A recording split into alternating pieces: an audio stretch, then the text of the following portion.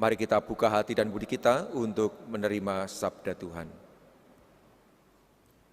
Mereka penuh dengan Roh Kudus dan mulai berbicara.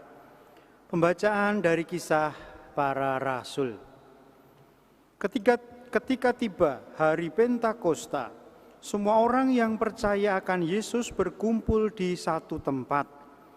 Tiba-tiba turunlah dari langit suatu bunyi seperti tiupan angin keras yang memenuhi seluruh rumah di mana mereka duduk. Lalu tampaklah kepada mereka lidah-lidah seperti nyala api, bertebaran dan hinggap pada mereka masing-masing. Maka penuhlah mereka dengan Roh Kudus. Lalu mereka mulai berkata-kata dalam bahasa-bahasa lain, seperti yang diilhamkan oleh Roh itu kepada mereka untuk dikatakan. Waktu itu di Yerusalem berkumpul orang-orang Yahudi yang saleh dari segala bangsa di bawah kolong langit. Ketika turun bunyi itu, berkerumunlah orang banyak. Mereka bingung karena masing-masing mendengar rasul-rasul itu berbicara dalam bahasa mereka. Mereka semua tercengang-cengang dan heran lalu berkata, "Bukankah semua yang berbicara itu orang Galilea? Bagaimana mungkin kita masing-masing mendengar mereka berbicara dalam bahasa kita sendiri, yaitu bahasa yang kita pakai di negeri asal kita? Kita orang Parsia, Media, Elam, kita penduduk Mesopotamia, Yudea, Kapadokia, Pontus dan Asia, Frigia dan Pamfilia, Mesir dan daerah-daerah Libya yang berdekatan dengan Kirene, pendatang-pendatang dari Roma, baik orang Yahudi maupun penganut agama Yahudi, orang Kreta dan orang Arab. Kita semua mendengar mereka berbicara dalam bahasa kita sendiri tentang perbuatan-perbuatan besar yang dilakukan oleh Allah." Demikianlah sabda Tuhan.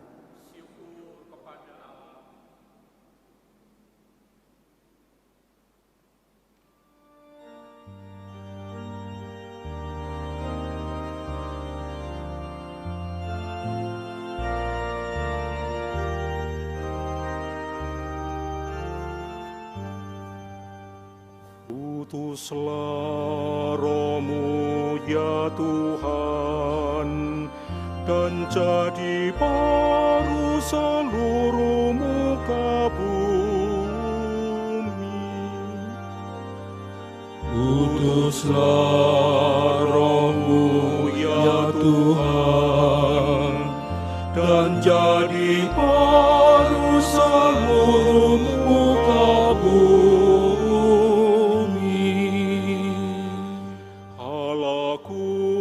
Namamu hendak ku puji, Engkau amat agung, perdan dan sinar kebesaran.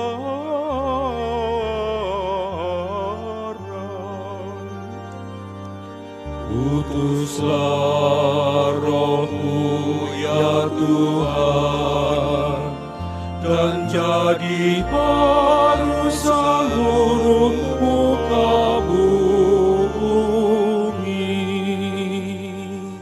Ya Tuhan, perselubungkan cahaya, pakai jubah raja, langit kau pasang pakai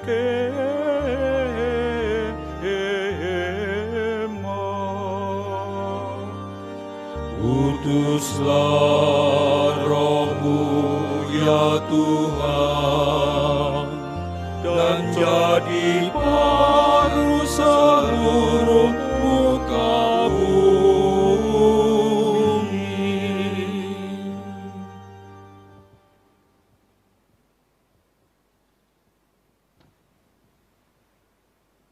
Kita semua telah dibaptis dalam Roh Kudus dan menjadi satu tubuh. Pembacaan dari surat pertama Rasul Paulus kepada jemaat di Korintus. Saudara-saudara, tidak seorang pun dapat mengaku Yesus adalah Tuhan selain oleh Roh Kudus. Ada rupa-rupa karunia, tetapi hanya ada satu Roh. Ada rupa-rupa pelayanan, tetapi hanya ada satu Tuhan. Dan ada berbagai-bagai perbuatan ajaib, tetapi Allah adalah satu. Dialah yang mengerjakan semuanya dalam semua orang. Tetapi kepada tiap-tiap orang dikaruniakan penyataan Roh untuk kepentingan bersama. Karena sama seperti tubuh itu satu dan anggota-anggotanya banyak, dan segala anggota itu sekalipun banyak merupakan satu tubuh, demikian pula Kristus. Sebab kita semua, baik Yahudi maupun Yunani, baik budak maupun orang merdeka, telah dibaptis dalam satu Roh menjadi satu tubuh. Dan kita semua diberi minum dari satu Roh. Demikianlah sabda Tuhan. Syukur kepada Allah. Madah Pentakosta. Datanglah Roh Ilahi dan terangilah kami dengan sinar surgawi. Datanglah sumber kasih, pelipur hati sedih, pencipta tanpa pamrih.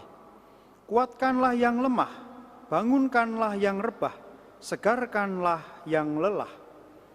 Sejukkanlah yang panas, giatkanlah yang malas, lembutkanlah yang ganas. Oh cahaya mulia, penuhilah segera budi dan hati hamba. Tanpa berkat restumu, tiada sesuatu dapat sungguh bermutu.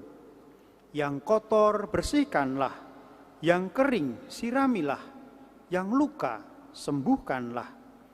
Yang kaku haluskanlah, yang beku luluhkanlah, yang sesat ulangkanlah.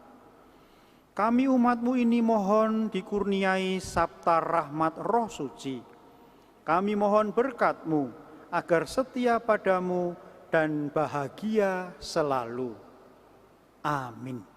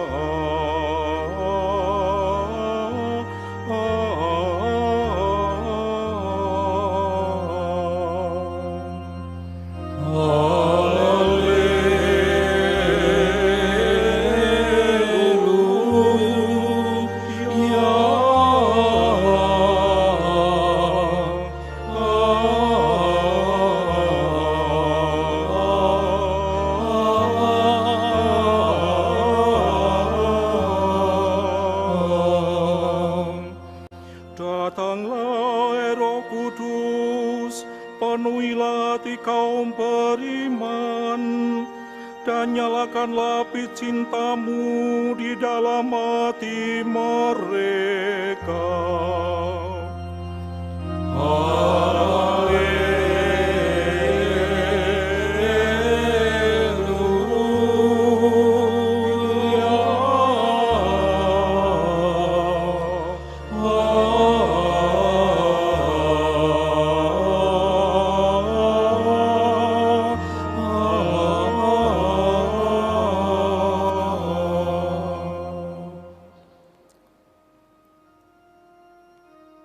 Tuhan bersamamu dan bersama rohmu. Inilah Injil Yesus Kristus menurut Santo Yohanes. Dimuliakanlah Tuhan. Setelah Yesus disalibkan, pada malam pertama sesudah hari Sabat, berkumpullah murid-murid Yesus di satu tempat dengan pintu-pintu yang terkunci karena mereka takut kepada orang-orang Yahudi. Pada waktu itu datanglah Yesus berdiri di tengah-tengah mereka dan berkata, "Damai sejahtera bagi kamu." Dan sesudah berkata demikian, Yesus menunjukkan tangan dan lambungnya kepada mereka. Murid-murid itu bersuka cita ketika mereka melihat Tuhan. Maka kata Yesus sekali lagi, "Damai sejahtera bagi kamu. Sama seperti Bapa mengutus aku, demikian juga sekarang aku mengutus kamu." Dan sesudah berkata demikian, Yesus mengembusi mereka dan berkata, "Terimalah Roh Kudus. Jikalau kamu mengampuni dosa orang, dosanya diampuni. Dan jikalau kamu menyatakan dosa orang tetap ada, dosanya tetap ada."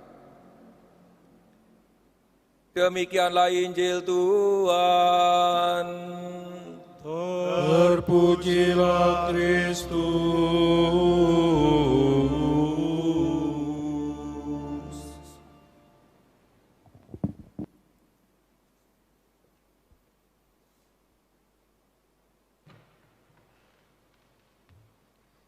Saudara-saudariku yang terkasih dalam Tuhan, hari ini kita bersama-sama merayakan peristiwa turunnya Roh Kudus atas para rasul.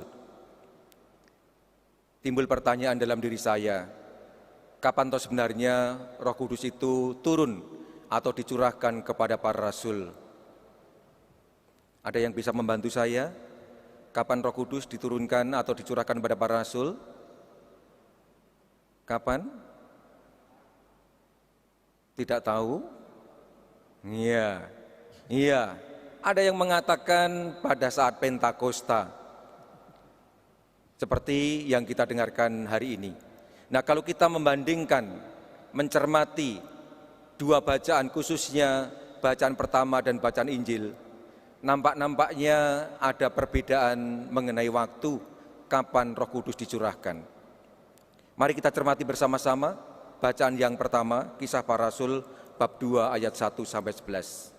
Di sana dikatakan, ketika tiba hari Pentakosta, selanjutnya, tampaklah kepada mereka lidah-lidah seperti nyala api bertebaran dan hinggap pada mereka masing-masing.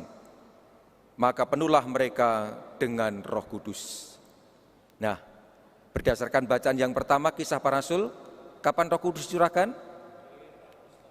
Pada saat Pentakosta. Berarti 50 hari setelah peristiwa kebangkitan Yesus. Dalam bahasa Yunani, Pentakosta berarti ke-50 atau 7 minggu. Ya, jadi berdasarkan bacaan pertama, jelas pada saat Pentakosta berarti 50 hari setelah kebangkitan, seperti hari ini. Namun coba kita perhatikan bacaan Injil hari ini. Dari Injil Santo Yohanes bab 20 ayat 19 sampai 23. Setelah Yesus disalibkan pada malam pertama sesudah hari Sabat, terus Yesus mengembusi mereka dan berkata, "Terimalah Roh Kudus." Nah, kapan Roh Kudus dicurahkan menurut Yohanes? Setelah hari Sabat. Ya, pada malam pertama setelah hari Sabat. Berarti kapan itu? Hari Minggu Paskah, sore atau malam hari. Nah, berbeda kan? Nah, mana yang benar ini? Ada yang bisa menjawab mengapa berbeda? Saya juga tidak tahu bagaimana harus menjawabnya. Maka daripada kita bingung-bingung mengenai hal ini, kita tidak usah masuk dalam perbedaan ini. Yang jelas saya yakin bahwa masing-masing baik Lukas, penulis Kisah Para Rasul maupun Yohanes mempunyai maksud sendiri-sendiri dengan menceritakan seperti ini. Namun dari kedua bacaan ini yang jelas ada satu hal yang sama. Ada hal yang sama. Yang pertama adalah bahwa peristiwa kebangkitan dan peristiwa turunnya Roh Kudus merupakan dua peristiwa yang tidak bisa dipisahkan satu dari yang lain. Bahkan orang lain mengatakan peristiwa wafat, kebangkitan, kenaikan ke surga, dan turunnya Roh Kudus tidak dipisahkan satu sama lain. Ada yang mengatakan menjadi satu kesatuan peristiwa. Ini yang pertama. Tidak bisa dipisahkan satu dari yang lain. Dan yang kedua adalah bahwa Roh Kudus dicurahkan kepada manusia untuk mengambil tempat Yesus Kristus dalam kerangka karya penyelamatan Allah. Artinya bahwa Roh Kudus itu dicurahkan kepada kita semua untuk melanjutkan karya penyelamatan Yesus Kristus bagi kita manusia. Memang karya penyelamatan Allah telah mencapai kesempurnaannya, telah mencapai kepenuhannya dalam pribadi Yesus Kristus melalui wafat dan kebangkitannya. Namun itu belum selesai. Masih harus berlanjut terus dalam sejarah kehidupan kita manusia. Maka kehadiran Roh Kudus menjadi jaminan yang sangat nyata bahwa karya penyelamatan Allah bagi kita manusia akan terus berlangsung sampai kapanpun, sampai akhir zaman. Ini poin yang kedua yang disampaikan. Yang ketiga, kehadiran Roh Kudus menjadi bukti nyata akan kehadiran Yesus yang terus-menerus di tengah-tengah kita manusia di dunia ini. Sekalipun Yesus telah naik ke surga dan duduk di sisi kanan Allah Bapa, namun Dia masih tetap hadir di tengah-tengah kita, berkarya di tengah-tengah kita, dan berkarya untuk kita melalui berbagai macam bentuk dan caranya. Dan terutama melalui sakramen-sakramen. Dan kita yakin sekali bahwa kehadiran Yesus paling nampak nyata dalam sakramen Ekaristi, dalam tubuh dan darahnya. Nah, saudara-saudariku yang terkasih, terkait dengan hal ini, saya mempunyai pengalaman yang sangat menarik sekali dan renyuhke. Ceritanya begini, 2 hari yang lalu, tepatnya hari Jumat siang, saya menonton sebuah video buatan Komsos kita. Judulnya, Komuni Pertamaku, Komuni Batin. Sudah melihat? Sudah nonton? Belum? Sudah. Komsos belum melihat juga, Komsos? Yang membuat belum nonton? Keterlaluan. Ceritanya sangat bagus sekali. Di sana diterangkan bagaimana Yesus melalui Roh Kudus berkarya dalam diri seorang remaja yang bernama Karel. Ini beneran loh ya. Karel ini ikut mbahnya dan dia terpanggil untuk dibaptis dan menerima sakramen yang Maha Kudus, menerima Yesus dalam sakramen yang Maha Kudus. Namun apa yang terjadi? Setelah sekian lama persiapan, hampir 1 tahun seperti dikatakan oleh guru agamanya, tiba-tiba ada pengumuman, tidak mungkin dilaksanakan baptisan dan penerimaan komuni pertama karena adanya wabah virus corona. Sontak Karel ini kecewa berat, maka dia bersepeda kenceng, kemudian masuk ke rumah guru agamanya, kemudian berteriak, Bapak Uskup itu bagaimana toh? Bapak Uskup itu bagaimana toh? Sesuatu yang bagi saya makdek, ono opo iki kok aku disebut-sebut, ada apa ini aku sebut-sebut? Ternyata dia membaca surat edaran saya yang melarang perayaan-perayaan termasuk komuni pertama di masa pandemi ini. Saya merasakan kekecewaan yang luar biasa. Saya ikut merasakan betapa dalamnya kerinduan Karel ini untuk segera menyambut tubuh Kristus, menyambut Yesus dalam sakramen Maha Kudus. Namun semuanya tidak terjadi, belum terjadi. Dan dengan pendampingan sang guru agama, Karel ini bisa menerima dan memahami, sampai akhirnya berdoa dalam kesempatan misa live streaming. Tuhan, terima kasih telah menerima Engkau dalam sakramen meskipun secara batin saja. Saudara-saudara yang terkasih, Inilah salah satu cara bagaimana Allah, Yesus Kristus dalam Roh Kudus berkarya di dalam diri kita masing-masing. Secara konkret, secara nyata, mendampingi dari waktu ke waktu, hingga sampai akhirnya tetap beriman, tetap teguh meskipun mengalami banyak kesulitan dan tantangan. Pertanyaannya adalah, sebenarnya apa tujuan Roh Kudus dicurahkan kepada kita semua? Apa tujuannya? Yang jelas seperti dikatakan Yesus atau dijanjikan Yesus ketika dia mengutus Roh Penghibur, Roh Kudusnya. Roh Kudus dicurahkan untuk mendampingi kita, para muridnya, mendampingi kita manusia, kita semua yang dibaptis khususnya, agar semakin memahami kehendak Allah, hidup menurut kehendak Allah, dan akhirnya mengalami keselamatan.